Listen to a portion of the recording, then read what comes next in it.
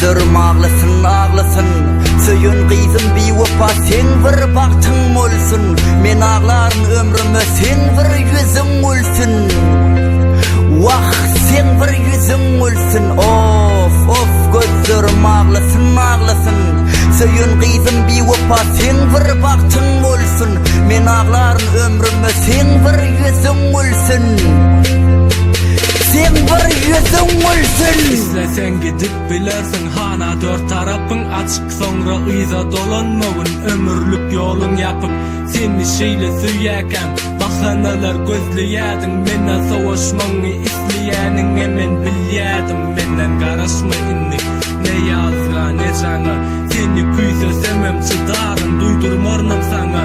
Indi bana senem söyönüngem gerekten. Ömürme sana derler men kulum gerekten. Köçe dolu kıyız haram bana hiç gidip del. Sağım dolu çepim dolu yıkığı senden. İlk ısara başladın bilyen mi menden. Sen olmasan yine bir yaşar men ölmen. Son sözüm sen hakkı yatmamın seni kaydıp.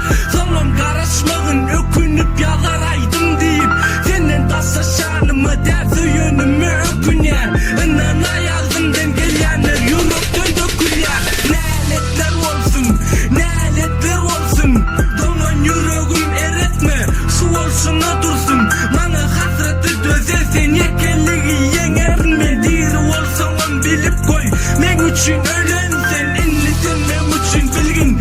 Enganim düşman, seni söyönüme anan.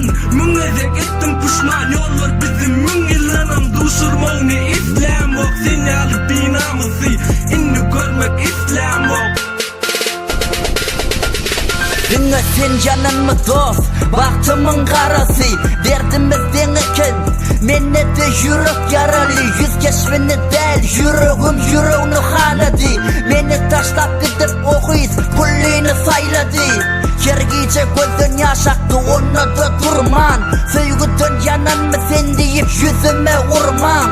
Okuydu söyönümü, inni menem ökünyen. Yürek söydü inni hiç kimi söyüp bilmeyen. Kahardın çık ya ağzımdan acı sözlüm. İnni söymeyen sen yalı kıydı men ölsümüm. Diyeler kevirim bana beş varmak dendele. Meninni İslam ok istesek bizi söy çok kene. İnni başımda aladı yürekte kuman. Dertleşimiz bolu bizi yeketek duman. Söygü gerek gelinni bana ettim men onu tovu. Geçer gider bugünlerim doğ.